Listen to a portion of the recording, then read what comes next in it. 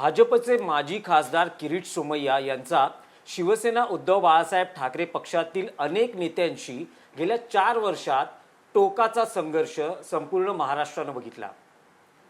या संघर्षास मागे कधी न्यायालयीन लढाई होती, कधी केंद्रीय यंत्रणांच्या आडून हा संघर्ष झाला, तर कधी राजकीय आरोप प्रत्यारोपांचा सिलसिलाही संपूर्ण महाराष्ट्रानं बघितला। या अनेक नेत्यांपैकी एक म्हणजे शिवसेना उद्धव बाळासाहेब ठाकरे पक्षाचे विधान परिषदेतील गटनेते आणि पक्षाचे नेते ॲडव्होकेट अनिल परब। दापोलीतील साई रिसॉर्ट हे किरीट सोमय्या आणि अनिल परब यांच्यात वादाचा मुद्दा बनलं आणि तो संघर्ष न्यायालयीन लढा संपूर्ण महाराष्ट्रानं बघितला। नुकतीच अनिल परब यांची स्थानिक न्यायालयानं या प्रकरणातून निर्दोष सुटका केली आहे। या निकालानंतर अनिल परब फारसे बोलले नाहीत, पण आज TV9 मराठीशी या विषयावर ते बोलणार आहेत। नेमका न्यायालयाचा निकाल काय होता, संपूर्ण हा संघर्ष कसा राहिला, दापोलीचं रिसॉर्टचं प्रकरण या इंटरव्ह्यूचा मुद्दा आहेच, पण त्याचबरोबर महाराष्ट्रातले राजकीय विषय आहेत। शिवसेना उद्धव बाळासाहेब ठाकरे पक्षात नेमकं काय सुरू आहे हाही एक विषय आहे। अशा अनेक विषयांवर आज अनिल परब यांच्याशी आपण दिलखुलास बोलणार आहोत। अनिल परब साहेब, TV9 मराठीत आपलं स्वागत। नमस्कार। आज आम्ही तुम्हाला काही प्रश्न विचारू, मग ते रिसॉर्ट प्रकरणातले विषय असतील, म्हणजे निकाल आलेला आहे तो, आणि काही महाराष्ट्राच्या राजकीय विषयाशी संबंधित काही मुद्दे असतील, प्रश्न असतील। तुमची दिलखुलास आणि रोखठोक उत्तरं मिळतील अशी आम्ही अपेक्षा करतो। सुरुवात करतो आहोत आपण दापोलीतलं साई रिसॉर्टच्या बांधकामाचं प्रकरण। जवळपास 4 वर्ष हा संपूर्ण न्यायालयीन लढा संपूर्ण महाराष्ट्रानं बघितला। किरीट सोमय्या यांनी तुमच्यावर अनेक आरोप केले, पण तुमची न्यायालयानं निर्दोष सुटका केली आहे। तुमची काय पहिली प्रतिक्रिया आहे?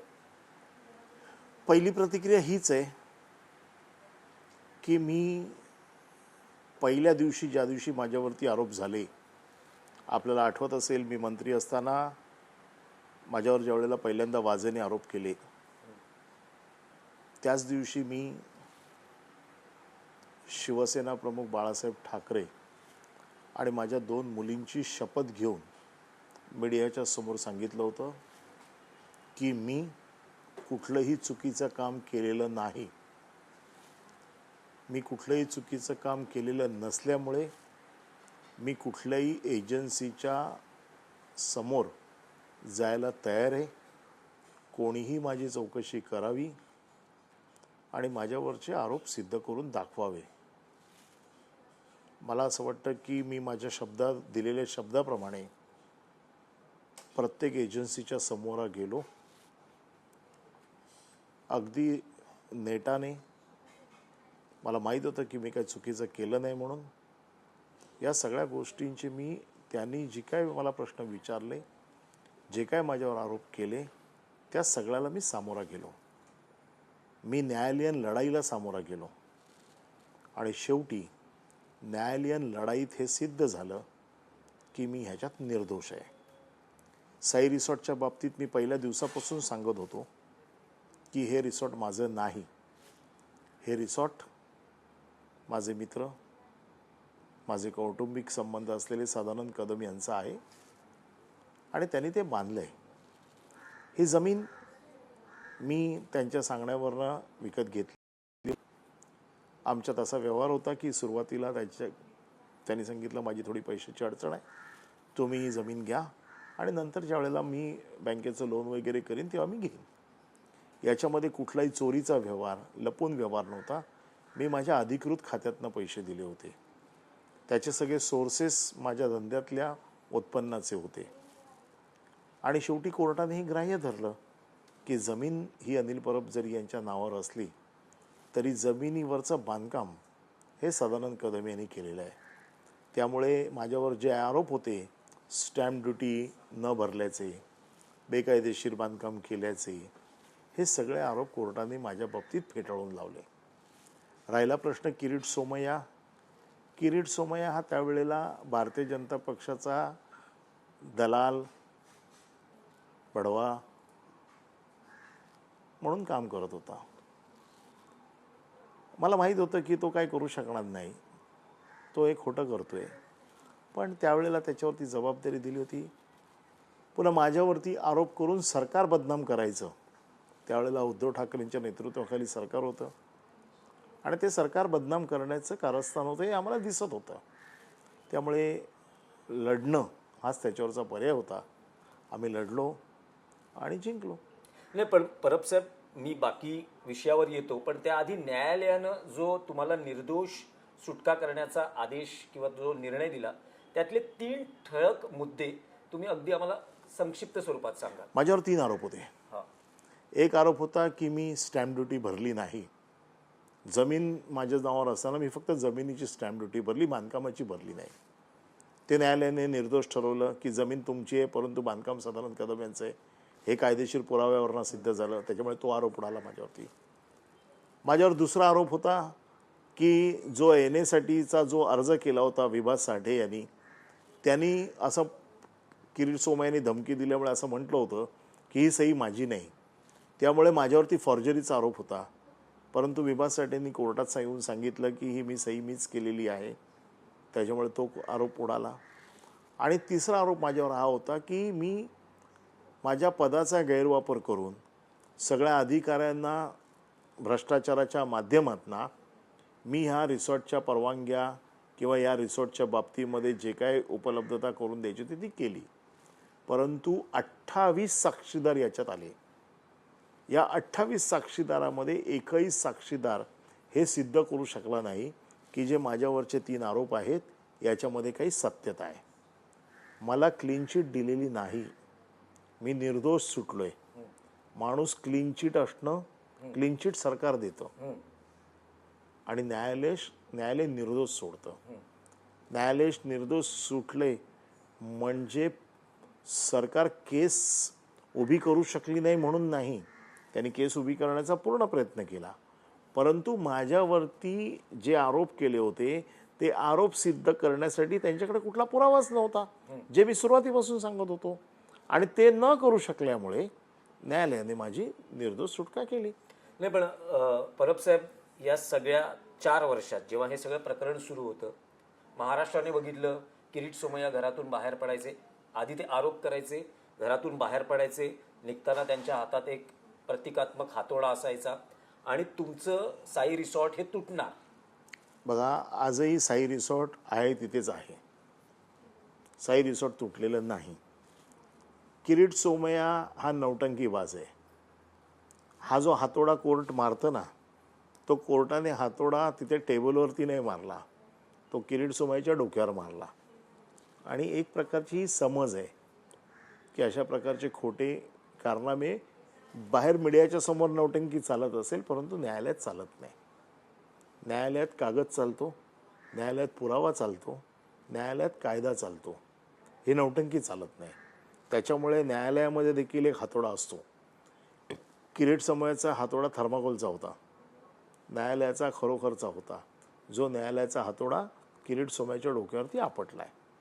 नाही, पण कोणत्या आधारावर मग किरीट सोमय्या साई रिसॉर्ट प्रकरणात तुमच्यावर आरोप करत होते? हेच मी तुम्हाला सांगितलं, जे 3 आरोप किरीट सोमय्याने केले होते की अनिल परबचे पैसे ह्याच्यात लागलेले आहेत, बेनामी संपत्ती आहे, असे वेगवेगळे आरोप केले. त्याची ईडीची चौकशी झाली, त्याची इन्कम टॅक्सची चौकशी झाली. मग कुठली अशी एजन्सी नाही की ज्याने माझी चौकशी केली नाही. आणि मी सगळ्या चौकशीला सामोरा गेलोय. असं नाही की मी कुठल्या चौकशीपासून लपलो की या चौकशीच्या विरोधात मी कोर्टात गेलो. मी चौकशीच्या समोर गेलो आणि चौकशीला सामोरं जाऊन मी हे त्यांना दाखवून दिलं की तुम्ही किरीट सोमय्या म्हणतोय की जे आरोप माझ्यावरती होते ते खोटे. किरीट सोमय्याचा तो स्टंट आहे. त्यावेळेला ते सरकार पाडायचं होतं, त्यावेळेला बदनाम करायचं होतं. आणि किरीट सोमय्या हा तुम्हाला माहिती आहे की नागडा पोपट आहे. हा उडत असतो सगळीकडे आणि त्याचे ज्या माणसाची स्वतःची नैतिकता घसरलेली आहे तो दुसऱ्यांच्या नैतिकतेबद्दल काय बोलणार. ज्याच्या घरामध्ये आज तो मान वर करून चालू शकत नाही असे कारनामे केलेला माणूस आमच्यावरती नैतिकतेचे प्रश्न विचारणार. परंतु त्यावेळेला तो हे करत होता आणि लोकांची दिशाभूल करण्याचं काम करत होता. ठीक आहे, आम्ही देखील राजकारणातले लोक आहोत, मी देखील बाळासाहेबांचा कार्यकर्ता आहे. आणि त्याच्यामुळे मी असं ठरवलं की जायचं सामोरं आणि लढायचं. नाही, पण परब साहेब, तुम्ही म्हणालात की स्थानिक न्यायालयानं तुमची साई रिसॉर्ट बांधकाम प्रकरणातून निर्दोष सुटका केली, पण मग ईडी मध्येही तुमच्या केसेस आहेत, तुमची चौकशी झाली, इन्कम असं आहे. टॅक्सच्याही तुम्हाला नोटीस आल्या होत्या, त्याचं काय? ते सगळं चालू आहे हा. ना. ईडीची केस ही प्रेडिकेटेड ऑफेन्सवरती अवलंबून असते. आता हा प्रेडिकेटेड ऑफेन्स संपलेला आहे आणि ईडीची चौकशी पूर्ण झालेली आहे. आता कुठली चौकशी बाकी नाही आहे. इन्कम टॅक्समध्ये देखील चौकशी पूर्ण झालेली आहे. त्यात देखील आम्ही सगळे मोकळे झालेलो आहोत. त्यामुळे ठीक आहे, 4 वर्ष मला त्रास झाला, एक मानसिक त्रास असतो, परंतु मी देखील कार्यकर्ता आहे, लढणारा कार्यकर्ता आहे. आम्ही काय असेच आलेलो नाही आहोत राजकारणात. आणि मुळतः आम्ही बाळासाहेबांचे कार्यकर्ते आहोत, ज्यांनी आम्हाला लढायला शिकवलेलं आहे. त्यामुळे लढणाऱ्या कार्यकर्त्यांच्याशी ही लढाई आहे. लढलो, जिंकलो. नाही, पण परब साहेब, तुम्ही एक महत्त्वाचा उल्लेख केला, या सगळ्या संघर्षाच्या काळात खूप मानसिक त्रास झाला, मग कुटुंबही तणावाखाली असेल, तुम्ही प्रश्न पक्षाचे असा नेते आहे की आहात. तुम्ही ज्या क्षेत्रात जाता तेव्हा तुम्ही सगळ्या गोष्टीचे हकदार असता. जसे तुम्ही चांगल्या गोष्टीचे हकदार असता, तसं जसं धंदा आहे, तुम्ही एखादा व्यवसाय करत असाल, जसं तुम्ही फायद्याचे हकदार असता, प्रॉफिटचे हकदार असता, तसे नुकसानीचे पण हकदार असता. आता ह्या धंद्यातला एक भाग जो नवीन पॅटर्न आलेला आहे राजकारणातला, की विरोधकांना नामोहरम करून टाकायचं, त्यांच्या मागे सगळ्या चौकशा लावायच्या, त्यांना त्रास द्यायचा. तुम्हाला जर त्या क्षेत्रात विरोधक म्हणून राहायचं आहे तर हा सगळा मानसिक त्रास भोगायची तयारी ठेवूनच तुम्हाला त्या क्षेत्रात राहावं लागेल. नाही, पण परब साहेब, तो काळ कसा होता? जवळपास गेले फार कठीण 4-4.5 काळ होता. वर्ष. कठीण काळ होता. आरोप, बघा, कुटुंब एक लक्षात तणावाखाली. ठेवा, कुठलं कुटुंब अशा परिस्थितीमध्ये सुखाने राहू शकतं. आमच्या देखील घरामध्ये सुसंस्कृत घरातला मी मुलगा आहे. माझं देखील फॅमिली बॅकग्राऊंड हे कायदेशीर आहे. माझ्या दोन्ही मुली उच्च शिक्षित आहेत, माझी पत्नी उच्च शिक्षिक आहेत. माझ्या घरातला प्रत्येक माणूस हा डबल नेटिबल ग्रॅज्युएट आहे. आणि अशा घरात, मध्यमवर्गीय घरामध्ये अशा प्रकारचं ज्या वेळेला वातावरण असतं, कुठलं घर सुखी राहू शकतं? परंतु तरी देखील मी असं ठरवलं की मी गुडघे टेकणार नाही. त्याचं कारण असं आहे, मी चुकीचं काही केलेलंच नाही आहे ना. माझे काय असे 500-600 कोटीचे घोटाळे नाही आहेत. माझे काय कुठले असे साखर कारखाने नाही आहेत किंवा कुठल्या अशा मोठ्या इन्स्टिट्यूट नाही आहेत. आणि माझा जो काही छोटा मोठा धंदा आहे, ज्या धंद्यातनं माझं घर चालतं, त्या धंद्याचा हिशोब मला चांगला माहिती आहे, जो मी लोकांच्या समोर ठेवला, या सगळ्या एजन्सीच्या समोर ठेवला, त्याच्यात काही चूक नाही आहे. त्यामुळे कुठल्याही एजन्सी माझं काही करू शकलं नाहीत.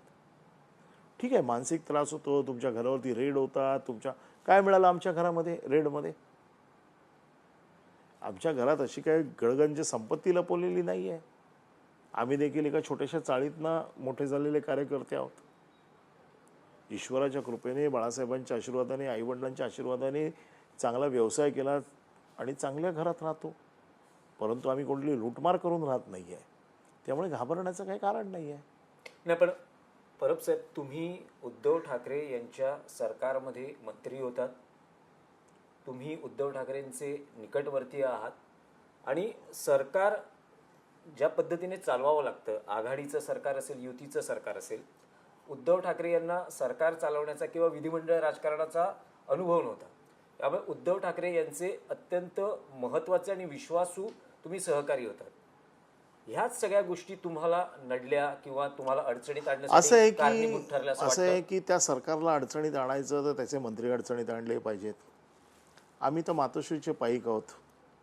त्याच्यामुळे मातोश्रीला जर त्रास द्यायचा असेल तर त्याचे जे अतिशय जवळचे लोक आहेत त्यांना त्रास दिला पाहिजे.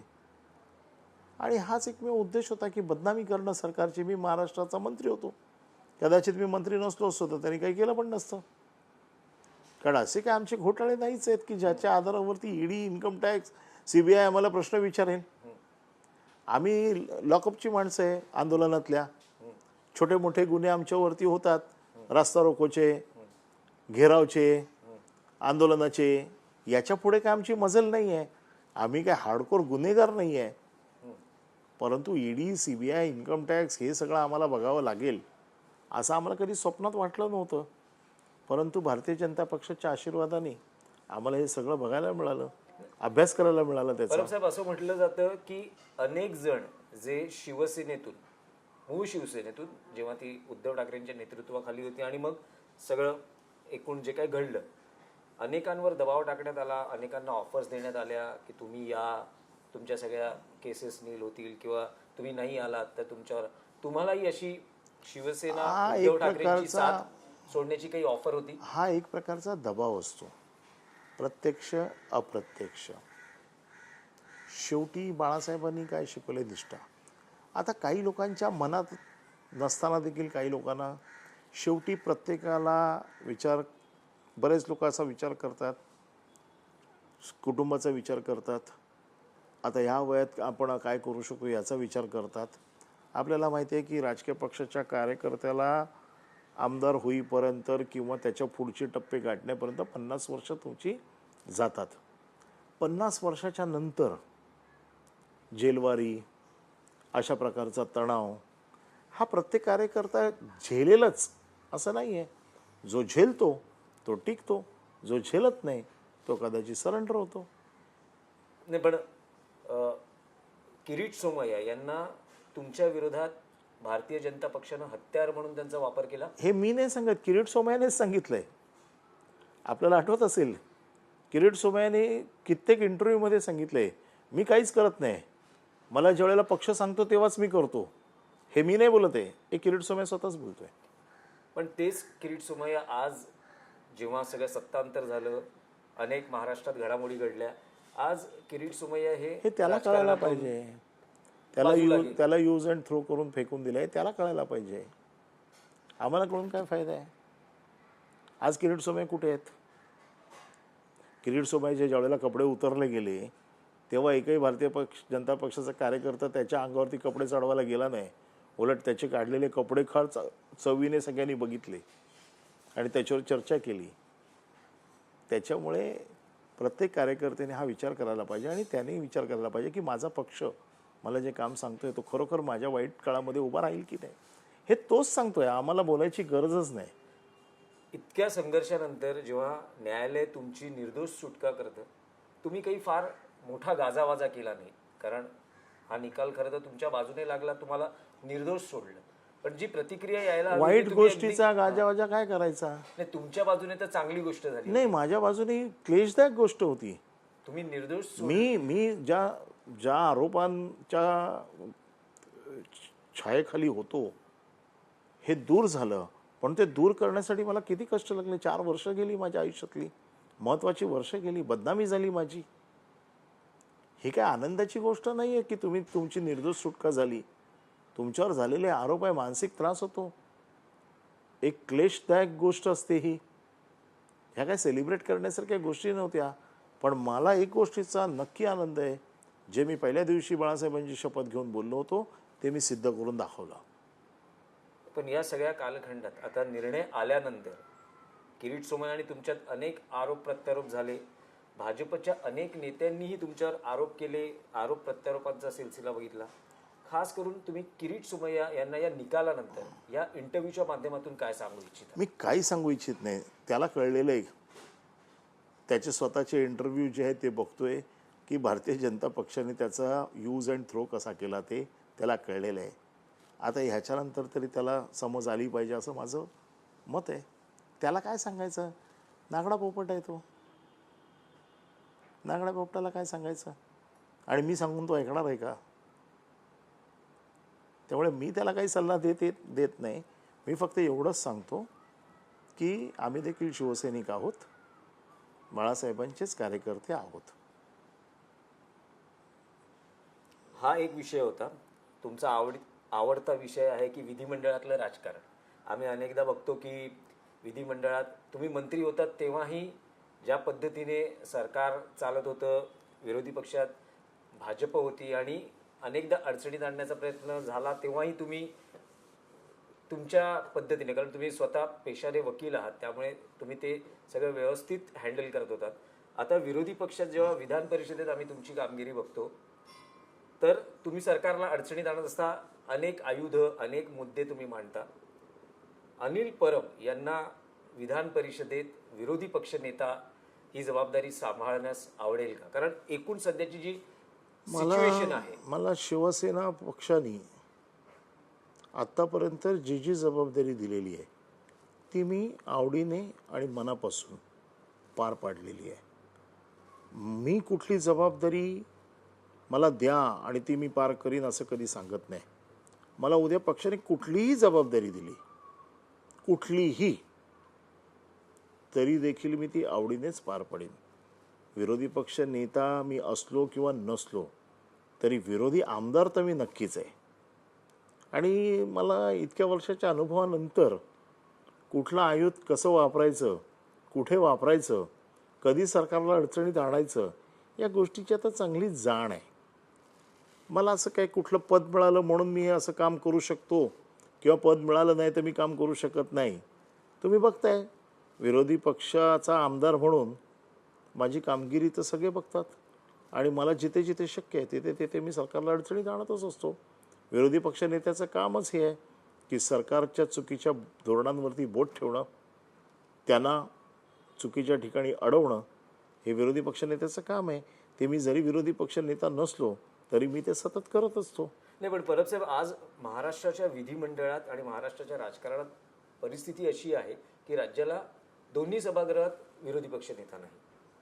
विधानसभेमध्ये तुम्ही भास्कर जाधव यांची शिफारस केलेली आहे जी साधारण 3 अधिवेशनं मान्य झालेली नाही. विधान परिषदेत काँग्रेसलाही संधी मिळेल असं म्हटलं जाते. सतेज पाटील त्यांचे उमेदवार असतील असं महाविकास आघाडीत ठरलं आहे.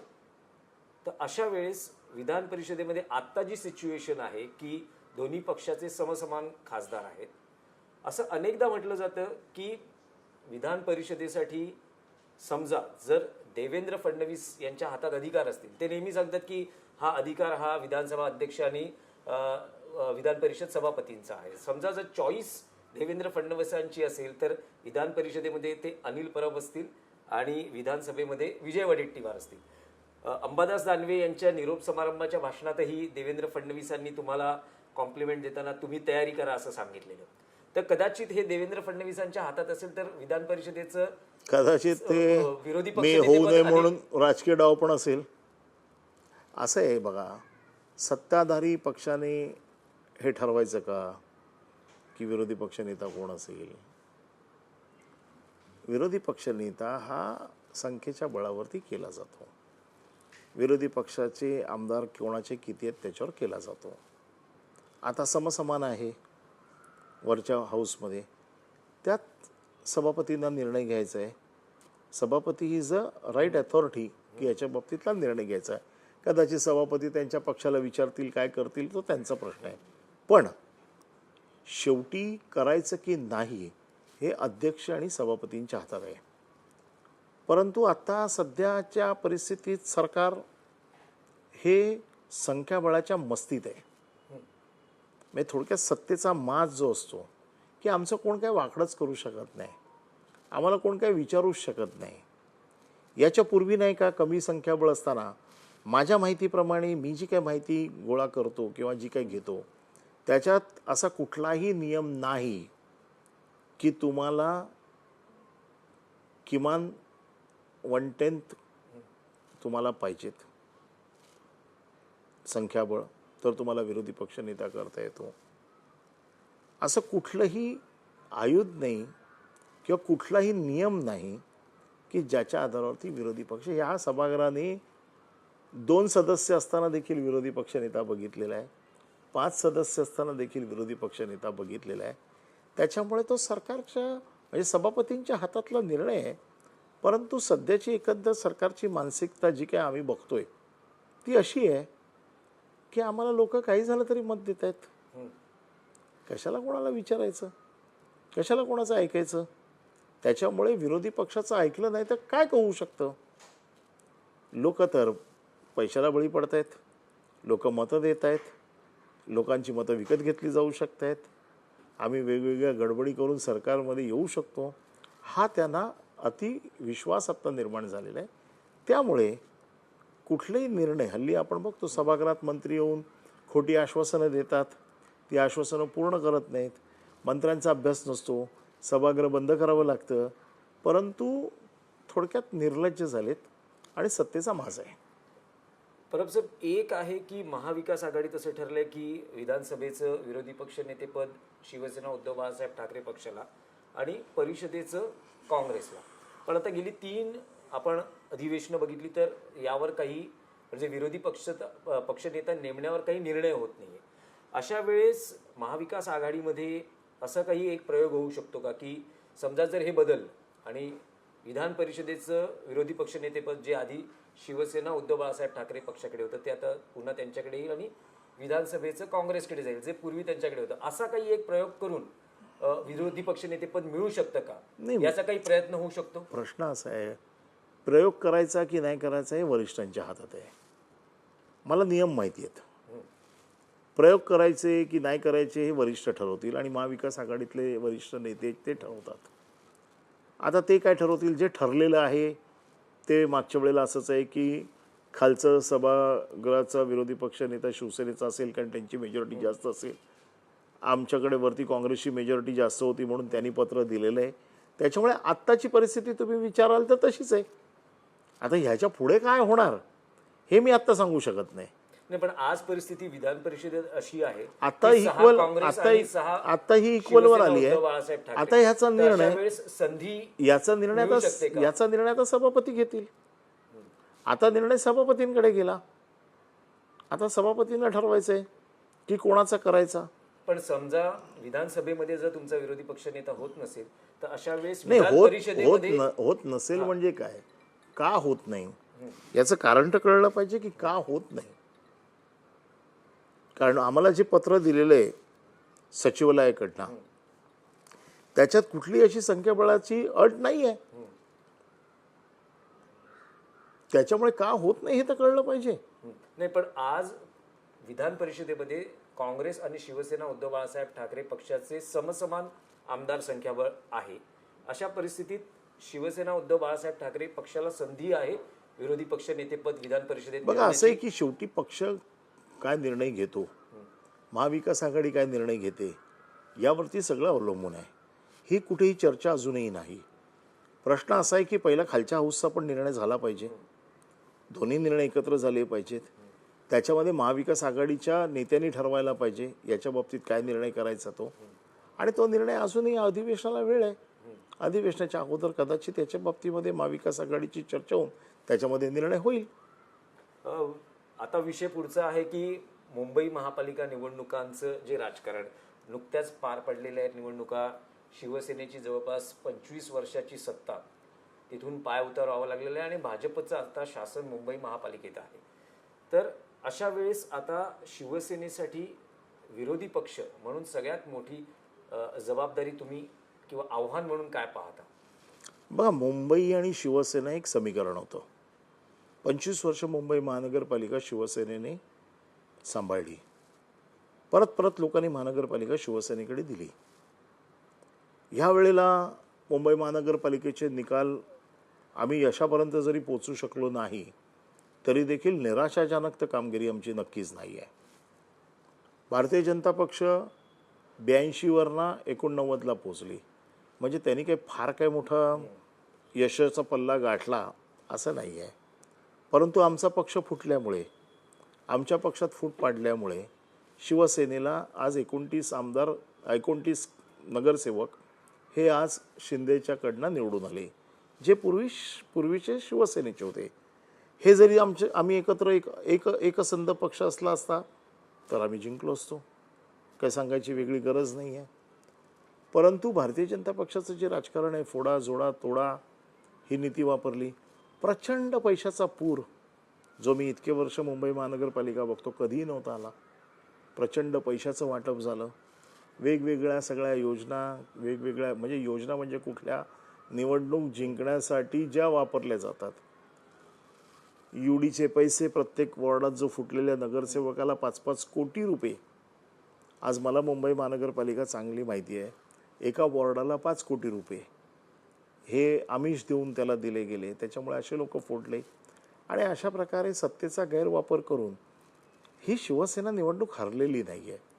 सत्तेचा वापर करून शिवसेना फोडून ह्या आमच्या मतांवरती दरोडा टाकून हे भारतीय जनता पक्ष जिंकलेली आहे. तरी देखील मुंबईच्या मराठी माणसाने शिवसेना मनसेचा हात सोडला नाही. आज त्यांनी आम्हाला 65 सीट दिल्या, मनसेला 6 सीट दिल्या. काँग्रेसची महाविकास आघाडीमध्ये आमच्या बरोबर जर राहिली असती तर कदाचित आम्ही मुंबई महानगरपालिका पण जिंकलो असतो. परंतु ठीक आहे, निवडणुका जिंकण्याचे वेगवेगळे प्रकार गैरप्रकार आहेत. आता भारतीय जनता पक्षाचा तो निवडणुकीचा भस्म्या झाला आहे की कशाही परिस्थितीत निवडणुका जिंकायच्याच, त्यासाठी वाटेल ते करायचं. त्यांनी वाटेल ते करून ही निवडणूक जिंकली. नाही, पण परब साहेब, त्यात राज ठाकरे उद्धव ठाकरे ही युती होती आणि या युतीचा उद्धव ठाकरे यांच्या पक्षाला सर्वाधिक फायदा झाला. 65 नगरसेवक आले, तुलनेनं राज ठाकरेंच्या पक्षाला कमी नाही, फायदा झाला. आम्हाला त्यांचे फायदा 6 कसा नगरसेवक. झाला? आम्ही जेव्हा एकटे लढलो होतो तेव्हा आमचे 84 होते. आम्हाला फायदा झाला, राज ठाकरेला नुकसान झालं असं तुम्ही कसं म्हणू शकता? आम्ही जेव्हा एकटेच लढलो होतो तेव्हा आमचे 84 होते ना. 84 वरून आम्ही 65 ला आलो. नाही, पण तेव्हा तुमचा पक्ष इंटॅक्ट होता. युतीमध्ये मराठी मतं एकत्र झाली ही वस्तुस्थिती आहे.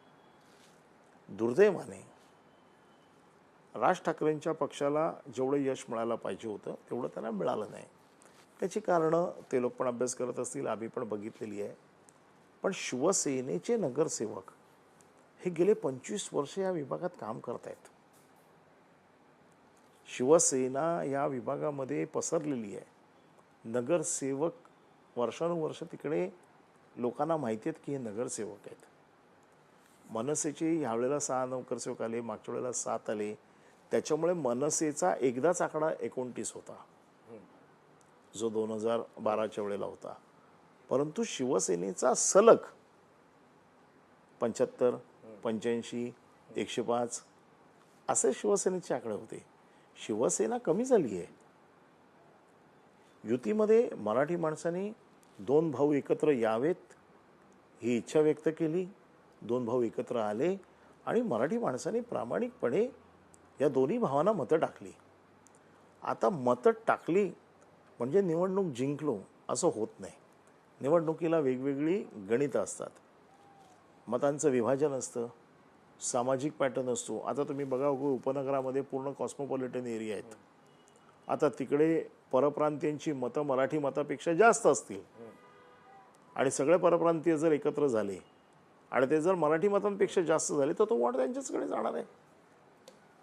पण परब साहेब, एक आरोप होतो सीट शेअरिंगमध्ये उद्धव बाळासाहेब ठाकरे पक्षाकडून तुम्ही मुख्य जबाबदारी पार पाडलीत. मनसे नेत्यांचं म्हणणं असं नेहमी असतं, आता निवडणुकीच्या काळातही होतं आणि नंतरही, की त्यांच्या वाट्याला हरणाऱ्या जागा आल्या आणि त्यामुळे त्यांना सर्वाधिक नुकसान झालं. पण त्यांच्या पक्षाचा किंवा राज ठाकरेंच्या भाषणाचा सर्वाधिक फायदा हा उद्धव ठाकरे यांना झाला, त्यांच्या उमेदवारांना झाला. बघा, राज ठाकरेंची भाषणं तर तुम्हाला माहिती आहेत की ही अपिलिंग भाषणं आहेत, हे तर कोणीच नाकारू शकत नाही. परंतु ह्या वेळेला त्यांच्या 6 सीट आल्या, मागच्या वेळेला त्यांच्या 7 सीट आल्या होत्या. जागा काही त्यांना कमी मिळाल्या आहेत अशातला प्रश्न नाही आहे. प्रश्न हा आहे की निवडणुकीच्या गणितामध्ये जे काही कॉम्बिनेशन बसायला पाहिजे, ज्या काही निवडणुकीची जी काही वेगवेगळी रणनीती असते त्याच्यामध्ये दोघेही कमी पडलो आहे. फक्त मनसे कमी पडली असे नाही आहे, शिवसेना. नाही तर काय असं की शिवसेनेचे 100 आले आणि मनसेचे 6. आम्ही देखील कमी झालो ना. एकटे लढून आम्ही 84 होतो, एकटे न लढता आम्ही 65 झालो. म्हणजे आम्ही पण कमी झालो, ते पण कमी झाले. त्यामुळे असं हे म्हणणं चुकीचं आहे की त्यांना नुकसान झालं, आम्हाला फायदा झाला, असं काय होत नाही. जबाबदारी जागा वाटपाची तुमच्यावर होती. तुमच्या पक्षाचेही उमेदवार तुम्ही आणि उद्धव ठाकरे आणि तुमची टीम ठरवत होती. यामध्ये काहीदा अनिल परब थोडेसे नाराज झाले, विशेषतः वांद्रे भागात चंद्रशेखर वांगणकर जे तुमचे समर्थक मानले जातात, नगरसेवक होते, त्यांना तिकीट नाकारण्यात आलं. त्यामुळे तुम्ही नाराज झालात, मातोश्रीतून बैठकीतून निघून आलात वगैरे अशा बातम्या त्यावेळेस झाल्या. नेमकं काय घडलेलं हे त्यावेळेस? चुकीचं आहे. मातोश्रीतनं निघून मी काही गेलो नाहीये. चंद्रशेखर वांगणकर हे नगरसेवक होते आणि माझी इच्छा होती की नगरसेवकांची तिकीटं त्याला रिपीट करावी, कारण त्याच्यावरती तसा काही कुठला खराब कामगिरीचा आरोप नव्हता. आणि पण शेवटी पक्षाचा निर्णय. जेव्हा उद्धव ठाकरेंनी सांगितलं की नाही हे तिकीट देता येणार नाही, ठीक आहे ना, मी एखादी बाजू मांडणं माझं काम आहे. पण एकदा पक्षाने निर्णय घेतला, मी दुसऱ्या दिवशी सकाळपासून, मी त्या दिवशी रात्री निघालो कारण माझ्याकडे ऑफिसमध्ये लोक बसले होते. त्याचा मीडियाने अर्थ असा लावला की मी मीडिया मीटिंगमधनं गेलो, परंतु मी लगेच दुसऱ्या दिवशीपासून सकाळी, कारण तिथून मी निघालो तर मी माझ्या ऑफिसवर होतो. माझ्या ऑफिसवर प्रचंड गर्दी होती, सगळे कार्यकर्ते मला भेटत होते वेगवेगळ्या विभागातले. त्याच्यामुळे मीडियाने ही बातमी लावली, परंतु मी सगळ्या प्रोसेसमध्ये शेवटपर्यंत, मी दुसऱ्या दिवशीपासून शेवटपर्यंत होतो. बरोबर. पण विद्यमान नगरसेवक त्यांना तिकीट नाकारणं आणि ह्या विभागात जे नवनिर्वाचित आमदार म्हणून निवडून आले वरुण सरदेसाई, त्यांचे उमेदवार असं आहे बघा, त्यांनी त्यांची तिकीट दिलं गेलं, ते निवडूनही आले. त्यांनी त्यांची बाजू मांडली, पक्षाने त्यांच्या बाजूने निर्णय दिला. तुम्हाला प्रत्येक गोष्ट, शेवटी मी पक्षाचा कार्यकर्ता आहे, माझं काम शिफारस करणं आहे, मान्य करणं की नाही करणं हे पक्षाच्या प्रमुख नेत्याचं काम आहे. त्यांनी मान्य केली पक्षाच्या प्रमुखाने. आमच्या इकडे एकदा पक्षाच्या प्रमुखाने एकदा निर्णय घेतला की त्यावरती चर्चा करायचा प्रश्नच काय नाही, दुसऱ्या दिवशीपासून सगळं नॉर्मल होतं. त्यामुळे पक्षाच्या प्रमुखाने एखादा कुठला निर्णय घेतला, हे तर मीडियात चाललेली चर्चा होती. मी आणि वरुण सरदेसाईंनी दोघांनी मिळून वांद्र्यामध्ये जो काही चांगला रिझल्ट यायचा तो आला. वांद्र्याच्या जेवढ्या जागा होत्या तेवढ्या सगळ्या परत आल्या. नाही, पण परब साहेब, एक वरुण सरदेसाईंचा उल्लेख केलात म्हणून हे एक उदाहरण होतं वांद्र्यातल्या एका वॉर्डचं की ज्यात तुमच्या समर्थकाला, विद्यमान नगरसेवकांना तिकीट बघा, नाकारलं माझा गेलं. परत मी सांगतो की माझा असा कोणी समर्थक नाही, माझा पक्षाचा समर्थक आहे. मी कधी माझी स्वतःचे समर्थक असे उभे केलेले नाहीत. मी नेहमी सांगतो, पक्षाने जो उमेदवार दिला तो मला आवडो किंवा न आवडो, मला त्याचं काम करायचं आहे, मला त्याला निवडून आणायचं आहे. तुम्हाला माहिती आहे की खूप वर्षापूर्वी सरमळकर सरपोतदार वाद ह्या विभागाने खूप मोठा बघितलेला आहे. एवढ्या वादात देखील मी श्रीकांत सरमळकरांचा निवडणूक प्रमुख होतो. जरी मी सरपोतदारांच्या हाताखाली शिकलो तरी देखील मी त्यांचा निवडणूक प्रमुख होतो. त्यामुळे एकदा माझ्या पक्षाने निर्णय घेतला तर त्याची जबाबदारी ही माझी असते. पण शिवसेना उद्धव बाळासाहेब ठाकरे पक्षात अलीकडे दबक्या आवाजात चर्चा असते. तुम्ही पक्षाचे ज्येष्ठ नेते आहात, विधिमंडळातले नेते आहात, पण वांद्र्याच्या राजकारणात वरुण सरदेसाई आणि अनिल परब यांच्यात एक शीतयुद्ध आहे. मला असं वाटतं की मीडियामधली चर्चा आहे आणि ही जाणून बुजून संबंध खराब करणारी चर्चा आहे. मी इतके वर्ष मातोश्रीशी प्रामाणिक आहे. मी आजपर्यंत कधी गटातटाचं राजकारण इथे कधी केलेलं नाही आहे. वरुण सरदेसाई बांद्राचे आमदार आहेत, ते चांगलं काम करत आहेत, पण मला काही विधानसभा लढायची नाही आहे. त्याच्यामुळे त्यांना मदत करणं ही माझी जबाबदारी आहे. आता कसं असतं, काही कार्यकर्ते असे असतात की ज्यांना इकडे काही मिळत नाही ते तिकडे जाऊन उलटं काहीतरी सांगतात, ज्यांना तिकडे काही मिळत नाही ते उलटं जाऊन इकडे काहीतरी सांगतात. हे राजकारणात चालत असतं. परंतु असं बिलकुल नाही आहे. आम्ही दोघेही आत्ताच परवाच्या दिवशी पण आम्ही दोघांनी बसून वांद्रे पूर्वच्या वेगवेगळ्या समस्यांवरती चर्चा केली. त्याच्यामुळे ही मीडियात रंगवलेली चर्चा आहे. मला असं वाटतं की असं बिलकुल कुठेही काही नाही आणि ते आमदार म्हणून या विभागात काम करत आहेत. पुढे देखील आमदार म्हणून तेच काम करतील. विधिमंडळातलं राजकारण वेगळं, पण जेव्हा निवडणुकांचं राजकारण असतं, एक फॉर्म्युला पूर्ण देशाने बघितला इंडिया अलायन्सचा. महाराष्ट्रात तो महाविकास आघाडीचा होता. तसाच एक फॉर्म्युला महानगरपालिकेसाठी ठाकरे बंधू युतीचा झाला. ठाकरे बंधू युतीला सत्तेत जाण्या इतपत यश मिळालं नाही, पण शिवसेना उद्धव बाळासाहेब ठाकरे पक्षाचं कामगिरी या सगळ्या एकूण राजकीय घडामोडींमध्ये चांगली राहिली. 65 नगरसेवक त्यांचे निवडून आले या सगळ्या ह्याच्यात. पण आता ठाकरे बंधू युतीचं कुठे काही काय म्हणतात चर्चा दिसत नाही. पूर्वी उद्धव ठाकरे वारंवार राज ठाकरेंकडे जात होते. जे त्यांना आश्वासनं मिळालेली, सत्ता येईल किंवा नाही, तीही आश्वासनं पूर्ण झाली नाहीत असं म्हटलं जातं. मनसे नेत्यांकडून खासगीमध्ये म्हटलं जातं. तर आता ठाकरे बंधू या युतीचं भविष्य तुम्हाला काय दिसतंय? ठाकरे बंधूंची युती आहेच. आता ताबडतोब तर कुठली निवडणूक नाहीच आहे. बरोबर आहे, पूर्ण निवडणूक नाही. त्याच्यामुळे पुढची कुठली निवडणूक येईपर्यंत ते याच्यावरती चर्चा आता फार काही होणार नाही आहे. राहिला त्यांचा, ते दोघे भाऊ आहेत, ते कधी एकमेकाच्या घरी जाऊ शकतात, त्यांना कोणी अडवू शकत नाही. प्रत्येक वेळेला काही निवडणूक असेल तरच जायला पाहिजे अशातला काही भाग नाही. वेगवेगळ्या कारणास्तव, वेगवेगळ्या घरगुती समारंभात, वेगवेगळ्या कारणास्तव ते एकमेकाला भेटत असतात. आणि माझ्या माहितीप्रमाणे, म्हणजे मला माहिती आहे, मी काय कोणाच्या कौटुंबिक व्यवहारात जात नाही, पण ते त्यांच्या वेगवेगळ्या कार्यक्रमात, समारंभात, वेगवेगळ्या ठिकाणी भेटतच असतात. नाही, पण निवडणूक सगळ्या गोष्टी काय मीडियाला सांगून होत नाहीत. म्हणजे आणि दुसरी गोष्ट म्हणजे आता मला जर माझ्या भावाच्या घरी जायचं आहे तेव्हा काय मी मीडियाला सांगून, निवडणुकीच्या वेळेला दोघांच्याही घरावरती मीडिया लागलेलाच असतो. अजूनही आहे. त्यामुळे निवडणुकीच्या वेळेला प्रत्येक भेट दिसते. बरं, निवडणुकीच्या नंतर प्रत्येक भेट दिसायचं कारण काय? बरं, शिवसेनेच्या स्थापनेपासून तुम्ही तेव्हा तरुण असाल, त्यानंतर तुम्ही बाळासाहेबांचं नेतृत्व बघितलं आणि तेव्हापासून तुम्ही तुमच्या तरुण वयात पूर्ण शिवसेनेची तुम्ही वाटचाल पाहतात. पण आज शिवसेना म्हणजे शिवसेना उद्धव बाळासाहेब ठाकरे पक्ष ज्या खडतर मार्गातून जातो आहे, प्रकरण सर्वोच्च न्यायालयात अजून प्रलंबित आहे पक्षांतराचं, पण असं म्हटलं जातं की खासदार फुटणार आहेत मोठ्या संख्येने, म्हणजे 9 पैकी 7 खासदार हे फुटणार आहेत असं म्हटलं जातं. उद्धव ठाकरेंचे खासदार एकनाथ शिंदेच्या संपर्कात आहेत. ऑपरेशन टायगरची चर्चा असते. तर अशा वेळेस पुढचं भविष्य तुम्हाला पक्षाचं काय वाटतं? बघा, मला एक गोष्ट नक्कीच माहिती आहे, कुठलाही राजकीय पक्ष अमरत्वाचा पट्टा घेऊन आलेला नाही. प्रत्येक राजकीय पक्षाचे चांगले वाईट दिवस चालू असतात. भारतीय जनता पक्षाचे पण एकेकाळी 2च खासदार होते. कोणाला असं वाटलं होतं का की भारतीय जनता पक्ष याच्यानंतर एखादी सत्तेत येईल? काँग्रेसचे दिवस फार चांगले होते.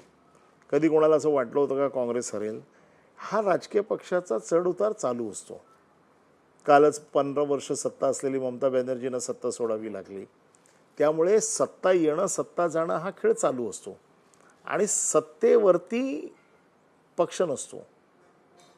पक्ष सत्तेत थोडा सुस्त होतो, विरोधीत असताना जागृत होतो, निवडणुका आली की पक्ष दिसतो, निवडणुका नसताना पक्ष तसा उठून दिसत नाही. त्याच्यामुळे प्रत्येक पक्ष आपापलं काम करत असतो. आता तुम्हाला माहिती आहे की जरी निवडणुका नसल्या तरी आता SIRचं काम चालू आहे. आता सध्या आम्ही कालच आपण बघितलं की महाविकास आघाडी म्हणून आम्ही इलेक्शन कमिशनरची भेट घेतली. उद्यापासून आता हे जे SIRचं काम चालू होईल त्याच्यात आमचे कार्यकर्ते सगळे SIRच्या कामामध्ये सगळे आम्ही जाऊ. त्याच्यामुळे विविध कामाच्यासाठी कार्यकर्ते बिझी असतात. एखादा कालावधी असतो ज्याच्यामध्ये पक्ष दिसतो, ज्याच्यामध्ये दिसत नाही. लोकशाहीमध्ये मतं मोजली जातात आणि सत्ता येते. आता त्यावेळेला वातावरण काय असतं, त्यावेळेला काय मुद्दे चालतात, त्यावेळेला कशा प्रकारचं वातावरण होतं, सत्तेचं राजकारण कसं होतं. आता तर केंद्रीय यंत्रणांचा वापर करून सत्ता मिळवली जाते. त्यामुळे सत्ता आहे म्हणजे पक्ष आहे आणि सत्ता नाही आहे म्हणजे पक्ष नाही आहे असं होत नाही. असं बघायला गेलं तर शिवसेना नेहमी 1995 ते 99 आणि 19 ते 2022 एवढ्याच कालावधीमध्ये शिवसेनेचा मुख्यमंत्री राहिलेला आहे. बाकी तर शिवसेनेची 50 वर्ष म्हणजे 60 वर्षाची शिवसेना असेल, 62 वर्षाची, तर त्याच्यातली जवळजवळ 55 वर्ष किंवा 52-53 वर्ष ही शिवसेना विरोधातच राहिलेली आहे. त्याच्यामुळे पक्षाची काय होणार याची जे पक्षाचे प्रमुख करतात ना, कामं चालूच असतात. नाही, पण ऑपरेशन टायगरची अनेकदा चर्चा असते. बघा, हे काय, हे तुमची नावं आहेत, हे नावं आहेत, भेट घेतल्याच्या बातम्या आहेत. हे तेच सांगतो, ही लालच, वेगवेगळ्या गोष्टींच्या माध्यमातून घाबरवणं, अशा पद्धतीने वाघाची शिकार, ऑपरेशन टायगर म्हणजे वाघाची शिकार. आता असं आहे की फसवून वागायला मारणं, विष घालून वागायला मारणं, अशा प्रकारचे प्रयोग केले जातात. आता असं आहे की कोणी किती बळी पडायचं, कोणी किती पक्षाची निष्ठा राखायची, हा ज्याचा त्याचा प्रश्न आहे. परंतु मला एक गोष्ट माहिती आहे की सगळेच काही विकाऊ नाही आहेत, सगळेच काही फुटतील असं नाही आहे. आणि अजून कोर्टाचा निकाल लागायचा आहे. ज्यावेळेला कोर्टाचा निकाल लागेल त्यावेळेला देखील बऱ्याचशा गोष्टी उलटपुलट होऊ शकतात. नाही, तुम्ही कोर्टाच्या निकालाचा विषय काढला, त्यामुळे सर्वोच्च न्यायालयाचे सरन्यायाधीश सूर्यकांत यांची अलीकडेच एक टिप्पणी किंवा एक विधान होतं की शिवसेना उद्धव बाळासाहेब ठाकरे पक्षाचे नेते निकालाच्या तारखेसाठी किंवा निकाल लागण्यासाठी वारंवार आमच्याकडे येतात, पण न्यायालयाबाहेर ते आमच्या विरोधात बोलतात. यावर त्यांनी नाराजी व्यक्त केली होती. नाही, नाराजी त्यांनी व्यक्त करी. काल त्यांनी जे काय बोलले ते अख्ख्या जगाने सध्या बघतोय जग. बघा, प्रत्येकाने आपापल्या चौकटीत राहिलं पाहिजे. आमचं म्हणणं असं आहे की एवढी मोठी घटनेची पायमल्ली झालेली आहे तरी देखील आज 5 वर्ष निकाल लागत नाही आहे. आम्ही ओरडायचं नाही. 5 वर्ष एखाद्या गोष्टीचा निकाल लागत नाही. बाकी सगळी प्रकरणं चर्चेला येत आहेत, फक्त आमचंच प्रकरण अजून निर्णय होत नाही. याच्या बाबतीत वारंवार कोर्टाने आम्हाला तारखा दिल्यात, सांगितलं की या दिवशी आम्ही तुमचा निकाल म्हणजे ऐकतो, सगळं निर्णय घेतो. अशा कित्येक गोष्टी पुढे गेल्या. त्याच्यावरती आम्ही बाहेर सांगणं की आम्हाला न्याय द्या, आमचं काय ते म्हणणं ऐका, होय नाही काहीतरी त्याचा निर्णय लावा, याच्यात गैर काय? याच्यात गैर काय? न्यायालयावरती काय आम्ही काय कुठली टिप्पणी नाही केली, परंतु आम्हाला न्याय लवकर मिळायला पाहिजे हे बोलणं काय चूक आहे? आम्ही बिलकुल याच्या बाबतीमध्ये त्यांच्या मताशी सहमत नाही आहे की आम्ही जी काय टिप्पणी करतोय की आम्ही जे काय बोलतोय ते हेच म्हणतोय की आमचा काय तो निकाल लावा. 5 वर्ष घटनेची आमचं मत असं आहे की पायमल्ली झालेली आहे, घटना तोडलेली आहे, डिस्क्वालिफिकेशन पिटिशन पेंडिंग आहे, पक्षाचं चिन्ह चोरलं गेलं आहे, पक्षाचं नाव चोरलं गेलेलं आहे, त्याच्या बाबतीत सुनावणी होऊ शकत नाही. मग याच्या बाबतीत बाहेर नाही बोलायचं तर कुठे बोलायचं? तुमच्यासमोर येऊन बोलते, तुम्ही ऐकत नाही आहे. म्हणजे न्यायालय यंत्रणा किंवा निवडणूक आयोग हे अनेकदा विरोधक असं म्हणतात की केंद्र सरकारच्या दबावाखाली आहेत, असं तुमचा थेट आमचा आरोप नाही आहे, पण तुम्हाला न्याय मिळण्यास विलंब होतोय यामध्ये काही आम्हाला दबाव बघा, आहे? इंग्लिशमधलीच म्हण आहे, justice delayed is justice denied. आमचं असं म्हणणंच नाही. आमचा आरोप बिरोप करायचा तर ती पण आमच्या तर म्हणजे आता तो विषय राहिलेला नाही आहे. आमचं म्हणणं असं आहे की आमचं म्हणणं का आम्ही असं म्हणत नाही की ते दबावाखाली आहेत. मग दबावाखाली नाही, मग का करत नाही आहे? निवडणूक आयोग का अशा पद्धतीने वागतोय? ह्या स्वायत्त संस्था आहेत ना. बरोबर. या मुलाखतीच्या शेवटच्या भागात आपण आहोत आणि एखाद दोन माझे प्रश्न आहेत की तुम्ही पक्ष संघटनेचा उल्लेख केलात.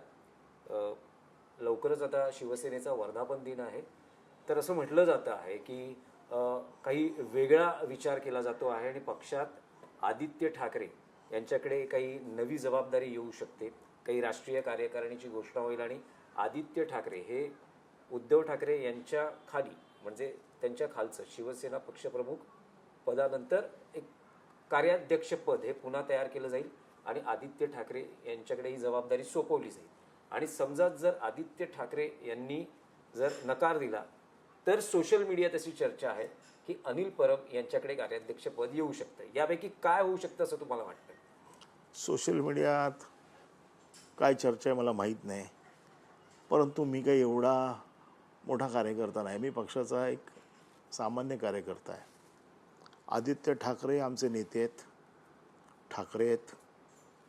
बाळासाहेबांनी आम्हाला सांगून गेलेत की उद्धव ठाकरे आणि आदित्य ठाकरे यांना तुम्ही सांभाळा. जशी मला साथ दिली तशी दिली.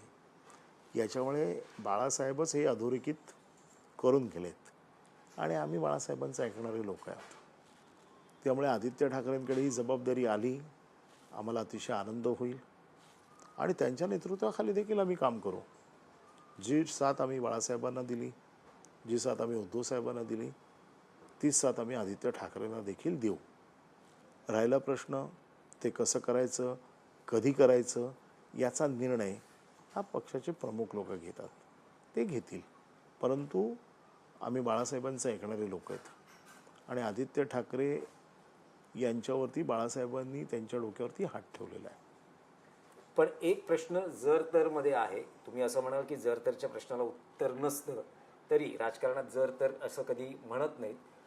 पण समजा जर संधी आली तर अनिल परब यांची पहिली पसंती काय असेल, की विधान परिषदेचं विरोधी पक्षनेतेपद की पक्षाचं कार्याध्यक्षपद? मी तुम्हाला परत सांगतो, मी आजपर्यंत कुठली गोष्ट मागितलेली नाही, मागणार नाही. परंतु मला आदित्य ठाकरेंच्या, उद्धव ठाकरेंच्या बरोबर साथीने जसं काम केलं तसंच मी आदित्य ठाकरेंच्या बरोबर साथीने काम करीन. पक्ष मला जी जबाबदारी देईल, पक्षाने मला सांगितलं उद्या राजीनामा दे, राजीनामा देऊन टाकेन. संघटनेचं काम कर, संघटनेचं तर मी करतोच आहे. म्हणजे काय प्रश्न नाही आहे की मी काय फक्त विधान परिषदेचंच काम करतो आहे, मी पक्षाचं देखील काम करतो आहे. आणि मला पक्षाचा कार्यकर्ता म्हणून काम करण्यात जेवढा आनंद आहे त्याच्यापेक्षा दुसरा मोठा आनंद कुठला नाही आहे. परंतु मी कुठलाही मोठा नेता बनण्याचं स्वप्न बघत नाही. मला माझ्या मर्यादा माहिती आहेत आणि ज्या कार्यकर्त्याला आपल्याला स्वतःच्या मर्यादेच्या माहिती असतात त्या कार्यकर्त्याला काम करायला मजा वाटते. परबसाहेब, TV9 मराठीशी दिलखुलासपणे चर्चा केली, प्रत्येक प्रश्नाचं उत्तर दिलं आणि दिलखुलासपणे ते दिलं, त्याबद्दल आपले आभार. धन्यवाद. धन्यवाद.